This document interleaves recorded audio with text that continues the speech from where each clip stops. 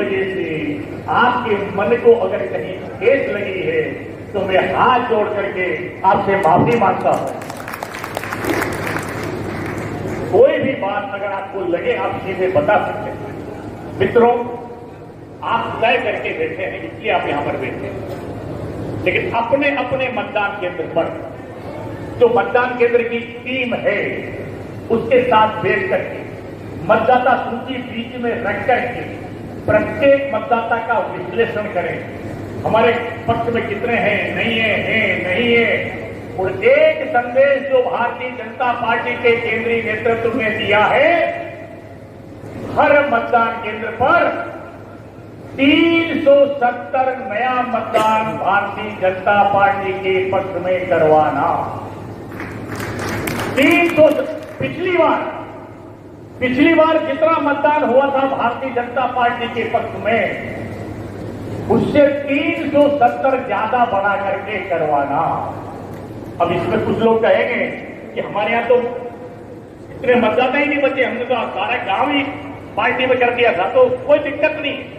ये 370 का जो संकल्प है, 370 की जो दिशा है, 370 का जो आह्वान है, हमने कहा था सांस्कृतिक राष्ट्रवाद, देश की एकता और अखंडता, हम नारा लगाते थे।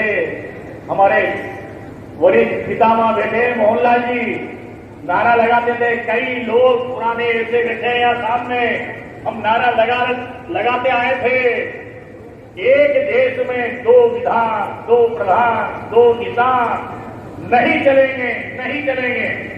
हमने आंदोलन किया और धारा 370 को हटाने में हमारे जनसंघ के संस्थापक आदरणीय डॉक्टर श्यामा प्रसाद मुखर्जी का बलिदान हो गया। शहादत दी उन्होंने,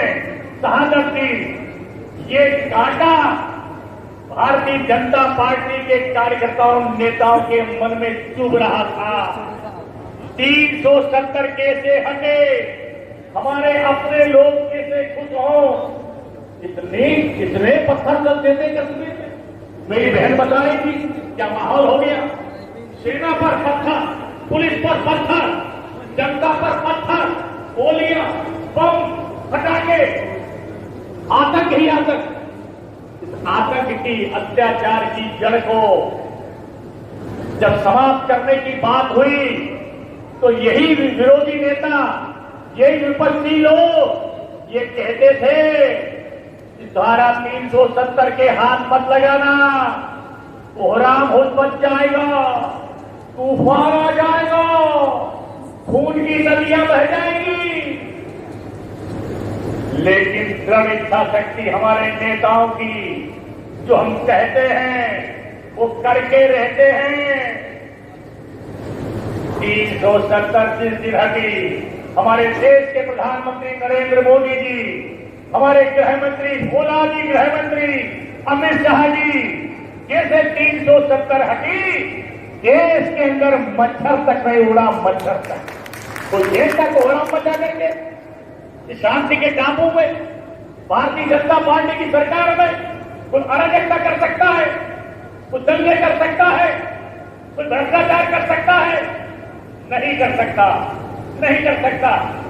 और आज आप देख रहे हैं यही कांग्रेस के नेता जो धारा 370 हटाने के लिए जोर जोर से नहीं हटे इसके लिए चिल्ला रहे थे और फिर कह रहे हैं अगर हमारी सरकार बनेगी तो हम 370 फिर बहाल करेंगे। अरे तो सपने देख रहे